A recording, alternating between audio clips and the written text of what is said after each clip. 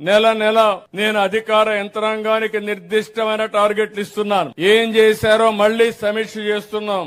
5 సంవత్సరాలుగా చాలా వరకు నిర్లక్ష్యం జరిగితే ఆ నిర్లక్ష్యాన్ని తొలగించి వేగాన్ని పెంచే పరిస్థితి తీసుకొచ్చాం. 48 కోట్లతో 40,000 వ్యక్తిగత మరుగుదొడ్లు పోయిన నెలకు ఈ నెలకు నిర్మాణం చేశాం.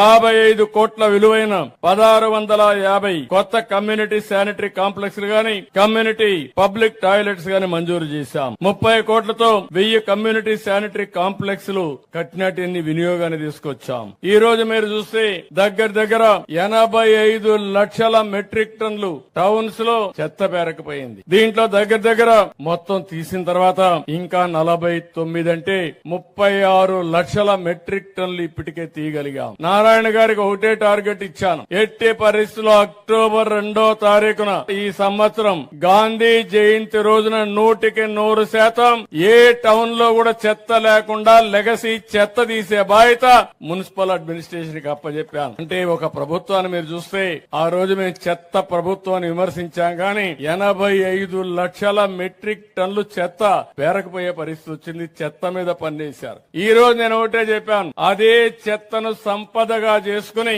ఆదాయాన్ని సంపాదించే మార్గానికి దోహదం చేసే పరిస్థితికి వచ్చాం. ఇంకో పక్కన మీరు ఒకసారి చూస్తే వ్యక్తిగత గృహ నిర్మాణం ద్వారా ఇప్పుడే మీరు చూశారు, మచిలీపట్నం నుంచి ఒక మాజీ టీచర్ గా పనిచేసిన వ్యక్తి టెర్రాస్ గార్డెన్ లో ఎక్కడికక్కడ కూరగాయలు పండించుకుని ఆరోగ్యవంతంగా ఉండే పరిస్థితి వస్తా ఉంది. దీన్ని కూడా పెద్ద ఎత్తున తీసుకెళ్తాం. ఇంకో పక్కన నెల్లూరులో దగ్గర 10 మెగావాట్ వేస్ట్ ఎనర్జీ ప్లాంట్ పెట్టి 330 కోట్ల రూపాయలతో 620 మెట్రిక్ టన్లు చెత్తను పూర్తిగా తొలగించే బాధ్యత తీసుకుంటాం. అది కూడా వీరిని తొందరలో పూర్తి అవుతుంది. ఇంకో పక్కన రాజమహేంద్రవరంలో 12 మెగావాట్ల కోసం వేస్ట్ ఎనర్జీ ప్లాంట్ ని 340 కోట్లతో నిర్మాణం చేస్తున్నాం.